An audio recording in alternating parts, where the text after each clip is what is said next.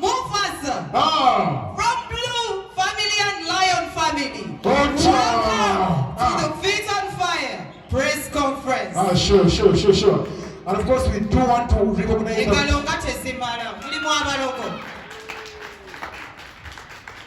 Okay. Yeah, sure. We would like to welcome our judges once again. All right. We appreciate you. It has been a journey. We have already taken down 2 auditions and we are here. And on Saturday, on 4th of January, we shall be having the Feet on Fire competitions. Right. Where the winner will go with 5 million shillings.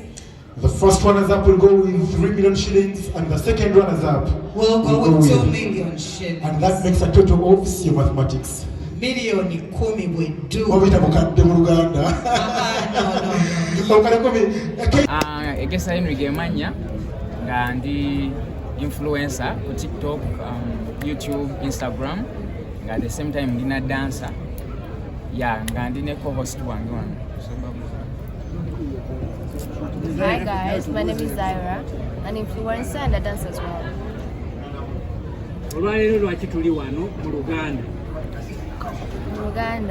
Olwaleero tuli wano eno kubanga twawagani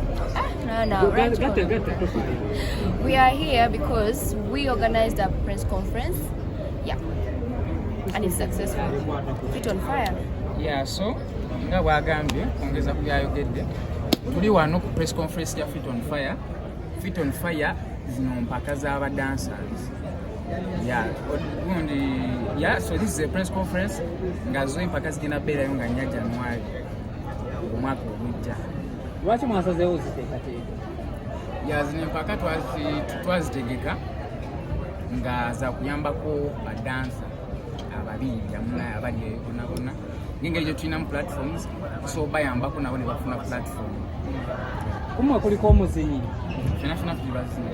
Inspiration y'okuteeka empaka zino evaawa?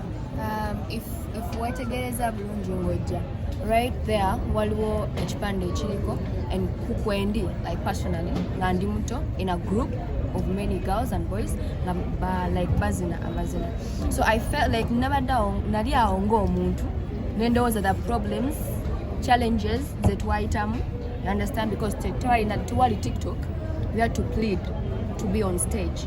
So I thought nze personally wetunazuukusa bupya because dance abantu balinga abali bamwerabira. Alright, so tuli mugezaako kuzza abantu bo kyebeerabira ate nga kiri so useful and important in the country. Mu process yonna dance groups mmeka ze mufunye era abadde beewandiisa batya, transparency ki abantu gye baba basuubira ku final day?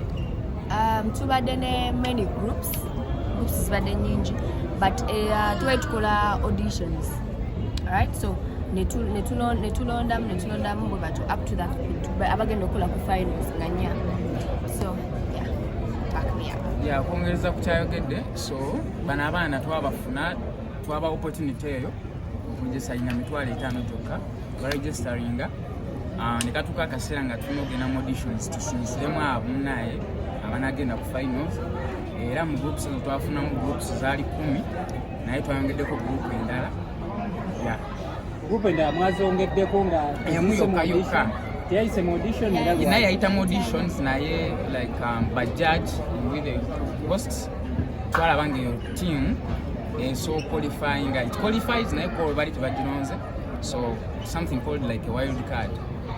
Naye twatigaseko egenda sooka etukaka sente esobola okwetaba muzina empaka then bakazigenda mu maaso. Ng'ovudde ku kyokuwangula ssente oba n'ebintu bintu ki omuntu agenda okuwangula oba n'agenda okwetabamu byagenda okufunamu nga dansa? So nga bwe nagambye me and her nammwe nga bwe muli wano dansa inaina agenda obeera kwemwezo competitions agenda kuba yefunidde omukisa ogw'okufuna platform abantu bamumanyi. Bayimbi bangi baliyo banoonya badansa bakozesa mu videos naye bafunamu obuzibu, like nga mwina badancers ababaddewo naye nga temumanyi any other option. So this is the time bagenda bawa obudde babalabe bagenda kwefunira emikisa kubanga ate eri atabamanyi muli ba Luganda nkolagana ki eriwo wakati wammwe? Yeah, so me and her, yeah, she's girlfriend and boyfriend. So mwakwatagana okubeera nga mupushinga kino ekintu. Yes, sir. Abalambuuze bano Kalo tandikira. Okay, mubadde supportive eri ba artist. Naye bwe twogera ku artist mu Uganda babadde supportive ku kino ekintu kyabwe kyemutandise. 100%. Who and who? Mbamenya amanya gange nyinza obutasobola because there are many. Yabo bangi. Babayambye mu ngeri. Bagenda kuyimba nga tebasasuddwa. And we're using their influence to promote this thing. Yeah. Mpozi katono nnyo okuva eri obwenzi. Mwenga mmwe ekigenderwa kyammwe ki eri mmwe okusinga badancers? Tulina kuuliza tukola charity. Right? Then after the competitions, byonna biwedde tuddako kuyamba some interview abali bano bamu bakimanyi. Anti oli mu kubulira wa TV ata. Mupya, alright. Tumaze tugenda yamba abantu.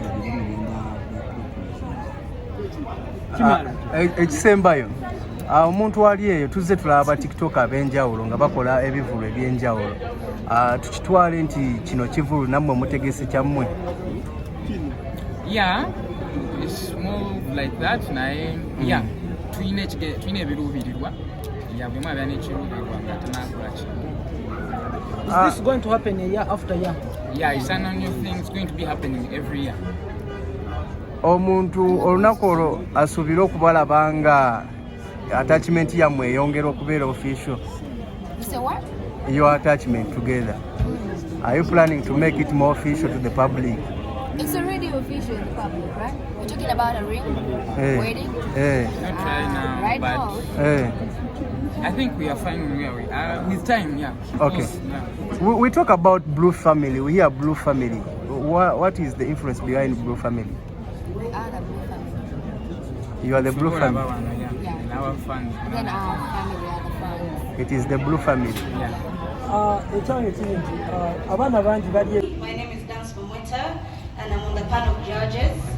Me and my team, DVD and Josh, we've been on this journey since the auditioning to the semis. Now we're heading to the finale. Would love to thank all the groups and the dancers that have been participating in this activity. It has been a journey. It has been good and bad for some people. But we wish everyone the best and we can't wait to see who the winner is. And I mean, when you get the money, don't just stop, continue killing it. I mean, go for greater heights. Well, I can't wait for the finale. Thank you guys for having us today. Thank you. Okay. Your presence is much appreciated. To the contestants that are coming on the 4th of Jan, I would like to tell you, come ready, come prepared, because we have done everything in our power to make sure it's going to be a fair day, okay? So prepare everything that you need to be prepared with. The fans, I want to tell you that you're going to have an amazing show. I'm so excited whenever I see these two here, because I know they're going to deliver something as well. So get ready, get your boots ready. Let's keep time that day and let's enjoy. Thank you. If you know anything about DVD Afro King, this is part of his brand. Okay. I believe she's Josh Trojans. I'm the founder and director of Trojans Dance Crew, the founder of Dancers Association of Uganda, and nja kwebaza nnyo badancers abali mu kifo mwe namwe bali kujja naye nga sinaba kubaako kyenjogera mbadde nsaba badancers abali in the building tukubireko bahosi bano organizers mu ngalo. very important. Why am I saying so? Tubadde tutuse mu era nga tetulinaako competitions running. Personally, I'm a product of competitions. I'll tell you, I choreograph a team called Trojans, and Yawangula Dance Off 2018 on Amban TV, Yawangula MTV Host Steps, that was season 5, that Yawangula Yolese Chitone season 2, and when I was still a dancer, when I was still active on stage, fake groups in ezamanaging or representing Uganda in Sakata Mashariki, East Africa. Era tubaddeko ne ba winners for Afro UK online competition. So basically we've won a lot of accolades, and I will say ndi made because of competition. So when I see such a platform growing, niyongera bweyongezi kwebaza ba organizers because ebadde tekyaliwo. 2, nja kweyongera nnyo era okubeebaza why tufunyeko kati now platform eyaffe. I mean competitions organized by fellow dancers or influencers, like people who are passionate about our craft, people who are passionate about our talent. In the past, we've been having competitions, not in a bad way, but they've been organized by people who are seeing dance from a distance. But now it is organized by people who can groove, people who understand the dynamics of dance. So it's a credit, and I want you to embrace this platform. And on that day, on the 4th of December, let's show that dance still has power. Call a neighbor to call a neighbor to call a friend. Let's fill up this place. And to the contestants, please rehearse as much as you can, because this is our chance to shine. Tell you what, we've been finding it so hard to reach out for TV interviews and so on, but now the platform is ours. Our TV nowadays, for example, abantu abasinga obungi TV yaffe masimu gaffe. Now tuina TV, tuina ne TikTok at the same time, so there is no way out. Let's show the world what dance is made of.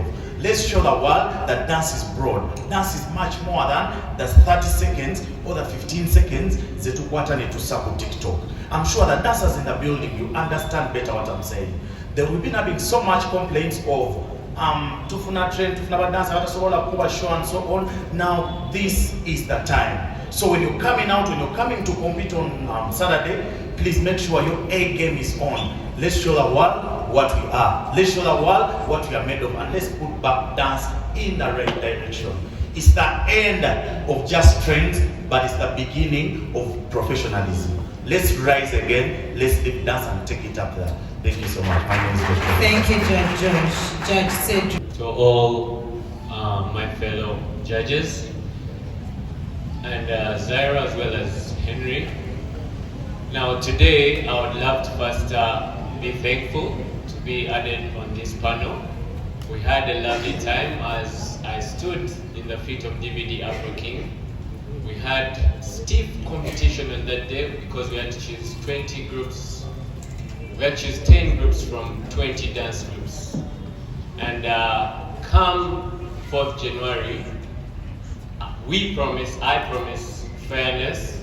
We promise that we're going to judge accordingly, and would love you to bring the basics of dance, things like entertaining your audience, things like synchronization, costume, looking good on stage, and be calm and specialize, master your craft. If you know you're really good at dancehall, challenge yourself. If you're good at Lingala, challenge yourself. If it's hip hop, breakdance, originality, that is a big deal. And guys, we're excited. We can't wait for 4th. We can't wait for Saturday. And all the best to the contestants. Also, try to challenge yourself. Be the best version of yourself in this competition. And regardless of what comes out of the results, please keep pushing the limits of the dance industry of this country across to Africa and the world over. This is a great opportunity, like Josh has said, for you to present the best that you can do. Practice makes perfect. Master your craft, and perhaps this could be yours. All the best. I'm happy to see you guys here. Thank you so much for not disappointing us. I'm glad that you guys are here. Okay. Like it.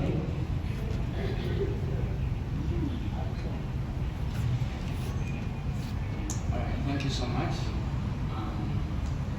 Judges, dancers, friends and family. Hey guys. Hi, Gekisa. I would like to thank each and everyone that have spent their time. Yeah, thank you so much guys. I really appreciate it. And I can't wait to see you on the 4th.